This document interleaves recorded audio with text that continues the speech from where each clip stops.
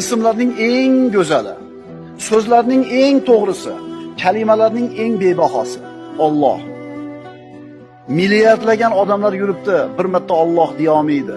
Chunki Alloh taolo iymon degan ne'matni ato qilmadi. Birodarlar, siz bilan bizda bor shu narsa. Hal ta'lamu lahu samiyya. Alloh uchun biror tengni bilasizlarmi? Alloh bilan teng hech kim yo'q. Alloh behojatlik, boylik, quvvat, nusrat, azizlik va hikmat demakdir. Limanil mulkul yawm lillahil wahidil qahhar. Qiyomat kunida Alloh azza va jalla butun xaloyiqni halok qiladi. Hamma vafot etadi. Allohdan boshqa hech kim qolmaydi.